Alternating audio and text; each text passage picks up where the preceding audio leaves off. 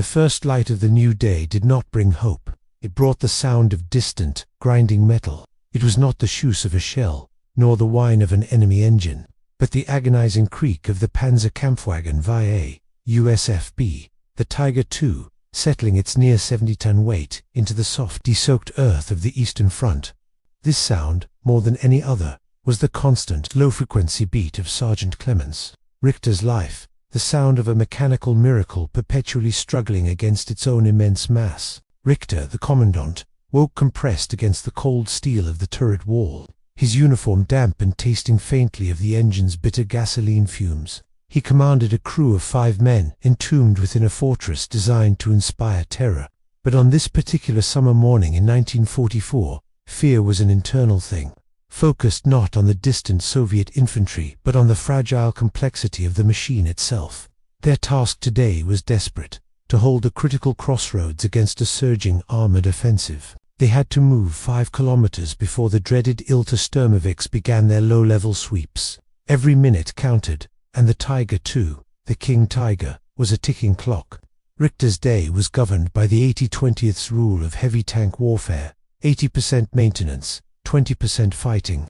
Before the sun had cleared the horizon, the crew, driver, Klaus, radio operator Joseph, gunner, Werner, and loader Franz, were a synchronized, desperate machine, trying to cheat the logistics devil. The greatest fear resided in the engine compartment. Klaus, the driver and primary mechanic, descended into the vast bay. He checked the cooling system and, most critically, ran a nervous hand over the transmission. This was the Tiger II's Achilles heel, the heavy-duty final drive gears, which translated the massive engine's power to the tracks, were notoriously prone to catastrophic failure under the constant strain of 68 tons. "Fluids look good, Sergeant," Klaus reported, his voice muffled by the engine casing. "But she's running hot, even cold. We hold the speed steady, or we stall her right where the Red Air Force can play target practice." Meanwhile, Franz, the loader, assisted Richter in the turret.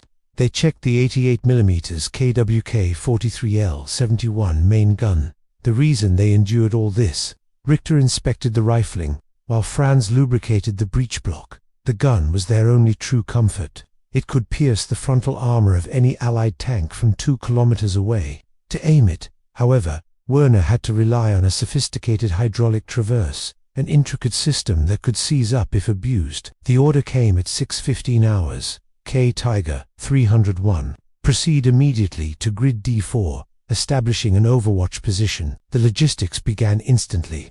Joseph confirmed the coordinates and secured their fuel line. The Tiger II's consumption was legendary. A fuel tender, not the commandant, dictated the tank's operational range. Richter estimated their travel at 1,000 liters of high-octane gasoline for the brief maneuver. Running dry, especially in the thick mud of the spring thaw, was a death sentence. The massive Maybach caught with a deep throaty roar that vibrated through Richter's bones. He climbed into the cupola, exposing his head and shoulders the only way to truly command. The heavy, insulated helmet and throat microphone were the only things connecting him to his crew as he navigated the dense wood line. The 5-kilometer journey was a slow, painful crawl.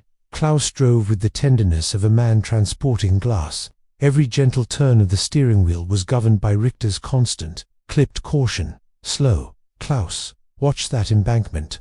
Don't stress the finals." The interior became an aluminum-tasting oven. The noise was overwhelming. The combined shriek of the engine, the grind of the 800mm combat tracks, and the constant internal clatter. Joseph, the funker, strained to hear the radio traffic over the din, filtering static for 2 critical things: coordinates and the imminent sound of an air attack. They reached the crest of a low, forested hill. Richter ordered the tank into a hold-down position, shielding the vulnerable hull and exposing only the thick, formidable turret. This was the King Tiger's true domain: stationary, hidden, and deadly. The tension, which had been a slow, building hum all morning, snapped. "Commandant, contact. Bearing 035, medium tanks, moving fast. Looks like 3, maybe 4, T-34, 85s. Joseph's voice was high-pitched through the intercom. Richter slammed the hatch shut, the world shrinking to the narrow view of his periscope. The heat inside intensified instantly, sealed in by 180 millimeters of frontal armor. He identified the lead T-34 at 1,800 meters. The distance meant nothing to the KWK-43.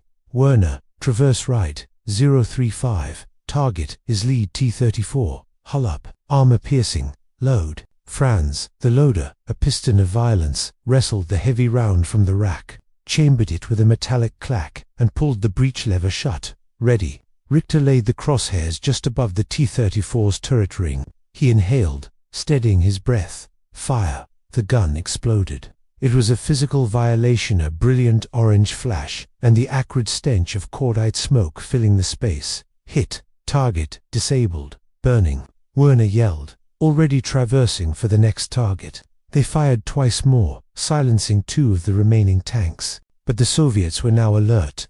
Return fire began, the smaller 85mm shells pinging harmlessly off the Tiger's angled glacis plate. Then came the order that defined their day, not from command, but from their own vulnerability. Commandant, one of our Sturmpanzer stalled out on the road, grid D5. If we don't move, the 4th T-34 will flank him.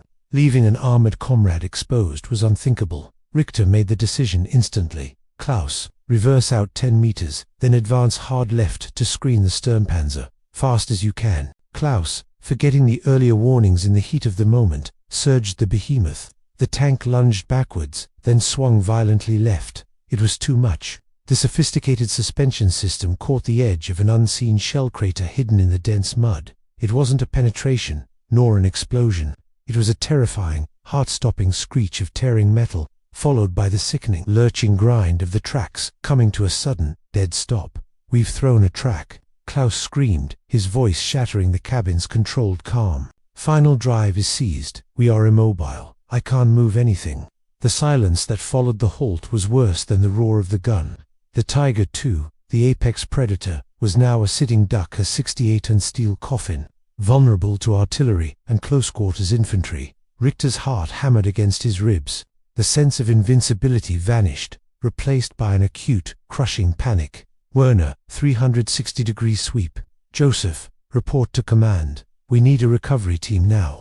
Franz, prepare the MP-40 and smoke charges. They had won the brief engagement, saving the assault gun, but they had sacrificed their mobility. The rest of the afternoon was spent locked in that immobile, suffocating cage, listening to the battle echo around them. Every sound outside became a threat. A rustle in the grass, the distant rumble of another approaching tank. The armor that had protected them now felt like a lead weight, keeping them cemented in the kill zone. As the late-day sun dipped, painting the interior a hellish red, the recovery team arrived. It was a laborious, humiliating process. To specialized Bergpanther recovery vehicles, their diesel engines straining, hitched up to the King Tiger's massive towhooks. The crew spent the final hours watching their steel fortress being hauled ignominiously backward, like a carcass being dragged from the field. It was well past midnight when the Tiger II was finally backed into a secured, heavily camouflaged repair bay behind the lines. The crew emerged, deafened, smelling of spent gunpowder and burnt oil, and emotionally hollowed out. Richter signed the paperwork. The mission was accomplished. The crossing held, but the engine and transmission damage report was pages long. The tank would be out of commission for at least 72 hours, while the massive drive housing was stripped and replaced. Klemens Richter stood alone in the dark, touching the cold, sloping armor of the turret. He hadn't conquered the enemy today. He had conquered his own machine. The day had been defined by exhaustion, anxiety, and the constant, overwhelming reality that their greatest weapon was also their greatest weakness. He wasn't a hero of the Reich. He was merely a highly specialized, overburdened mechanic, locked in a brutal Sisyphean struggle against physics and logistics. He gave his final weary order: get some sleep, men. We start again at dawn. He knew the same grueling ritual awaited them, the same impossible task of keeping the iron cage alive for one more day. The sound of the massive tank cooling, a series of sharp, resonant pings and clangs, was the final, hollow echo of their survival.